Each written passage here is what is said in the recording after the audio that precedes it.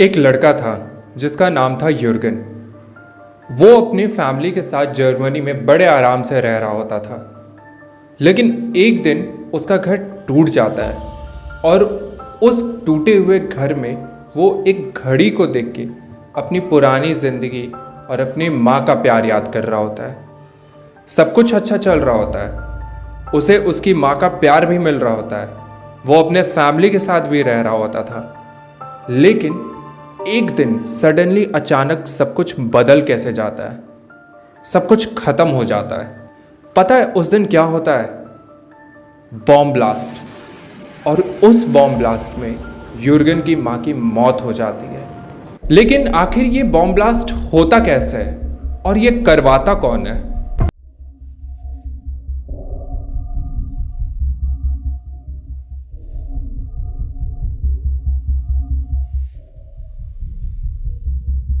(1937) से लेके 1945 तक पूरी दुनिया एक ही चीज़ में लगी हुई थी, वर्ल्ड वॉर 2, जहां जर्मनी हिटलर के लीडरशिप में पूरे यूरोप में अपना इन्फ्लुएंस बढ़ाता जा रहा था। वहीं उस इन्फ्लुएंस को रोकने के लिए 4 देश उसके सामने खड़े होते हैं: ब्रिटेन, फ्रांस, अमेरिका और सोवियत यूनियन।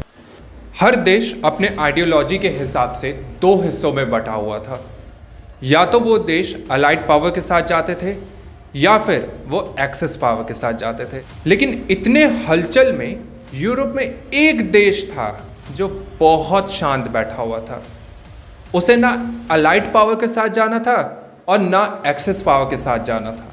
इनफैक्ट उसने पूरे वर्ल्ड वॉर 2 में न्यूट्रलिटी को प्रेफर किया था। आपको पता है वो देश कौन सा था?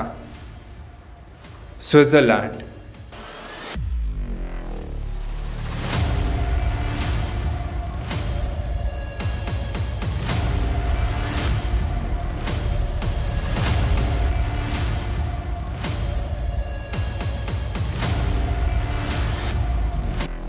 वैसे स्विट्जरलैंड अगर चाहता तो बहुत इजीली एक साइड ले सकता था।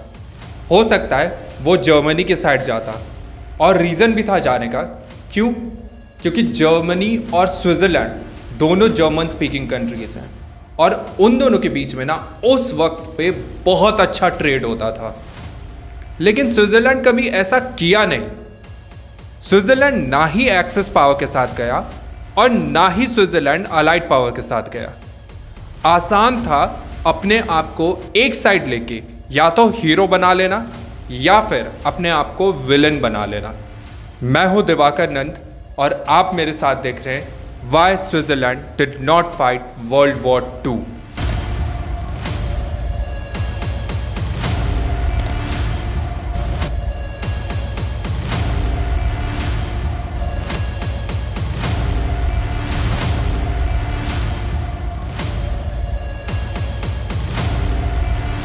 इस आदमी को जानते हैं आप? ये है नेपोलियन बोनापार्ट। लेकिन नेपोलियन बोनापार्ट का स्विट्जरलैंड के वर्ल्ड वॉर 2 में ना लड़ने का क्या रिलेशन है?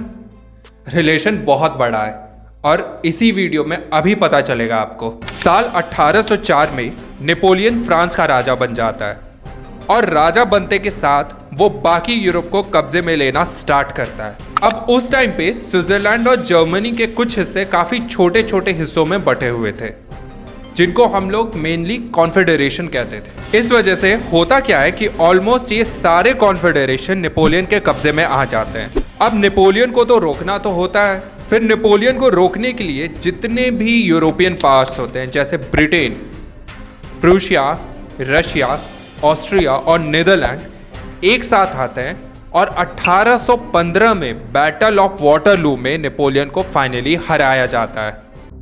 नेपोलियन को तो हरा दिया गया था, लेकिन उसके बाद भी एक बहुत बड़ा काम बचा हुआ था।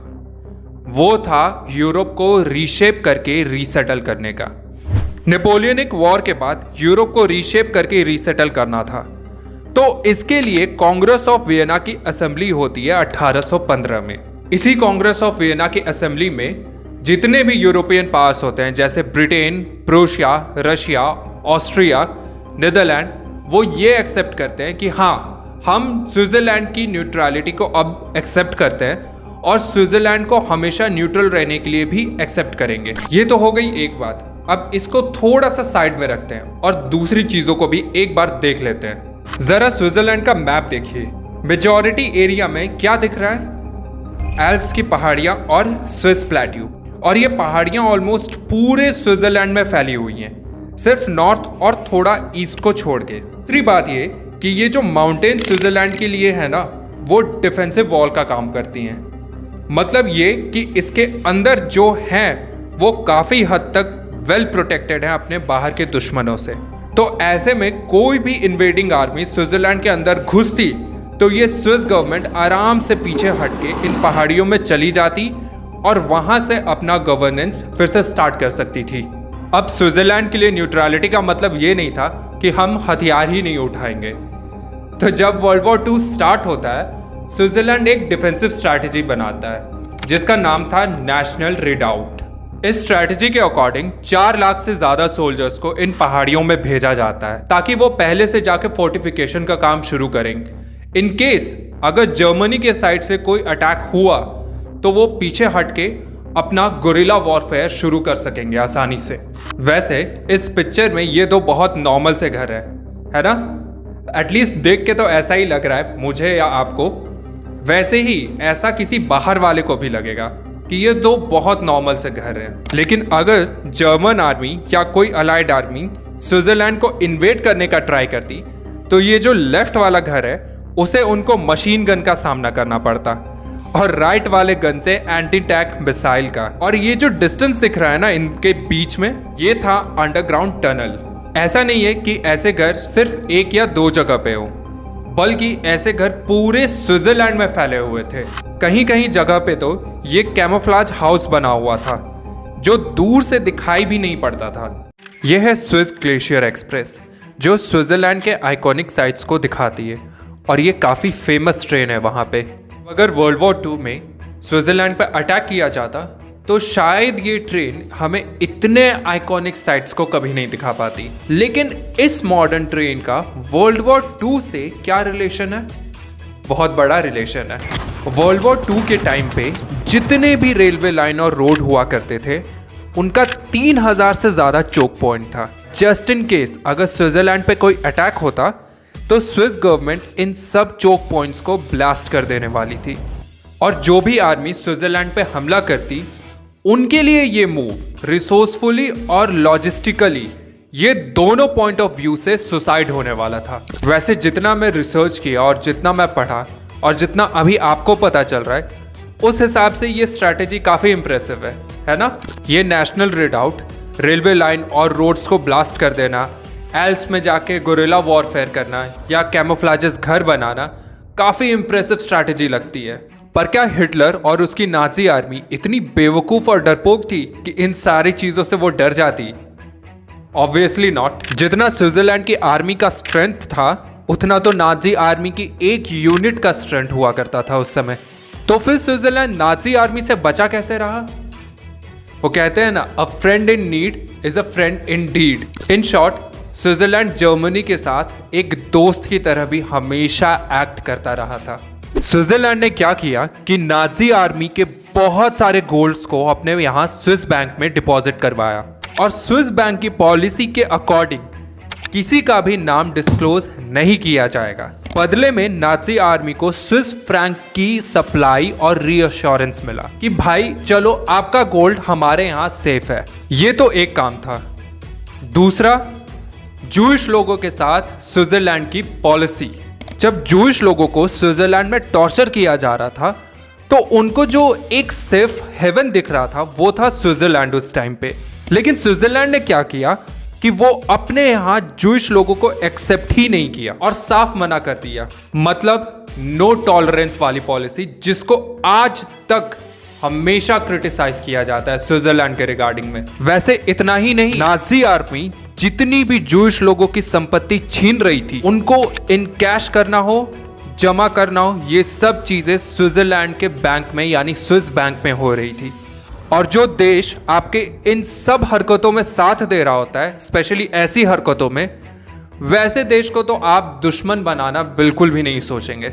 लेकिन ऐसा भी नहीं था कि नाजी आर्मी स्विट्जरलैंड के साथ बहुत शरीफ थी। कई बार लुफ्तवाफा ने स्विट्जरलैंड एयर स्पेस को वायलेट किया था, और सिर्फ लुफ्तवाफा ही नहीं बल्कि अमेरिकन एयरफोर्स भी स्विस एयर स्पेस को आए दिन वायलेट करती रहती थी। तो ऐसे में मजबूरी में स्विट्जरलैंड को या तो इन प्लेन्स को शूट डाउन करना पड़ता था या फिर उनको लैंड करवाना पड़ता था। इतना होने के बाद भी स्विट्जरलैंड ने एंड तक अपनी न्यूट्रलिटी से कभी कॉम्प्रोमाइज नहीं किया। एक देश की पॉलिसी या तो उस देश को डुबा सकती है या फिर उस देश को बहुत ऊंचा लेके जा सकती है, और स्विट्जरलैंड के रिगार्डिंग ये चीज परफेक्टली फिट बैठता है। बट अगर कोई देश अपने किसी एक पॉलिसी को या प्रिंसिपल को पकड़े रहता है हमेशा, तो बदले में उसे कुछ ना कुछ चुकाना पड़ता है। ये चीज हर एक कंट्री पे लागू होता है, चाहे वो इंडिया हो, अमेरिका, रशिया या फिर चाइना ही क्यों ना। वैसे ही इस न्यूट्रलिटी के बदले स्विट्जरलैंड को भी चुकाना पड़ा था। अब चाहे वो जूश लोगों के साथ किया हुआ नाइंसाफी हो या स्विस बैंक में रखे बहुत सारे अनडिस्क्लोज्ड पैसे और उनके नॉमिनीज, जिसका आज भी स्विट्जरलैंड के पास कोई जवाब नहीं होता। खैर, मिलते हैं अगली वीडियो में। God bless you all.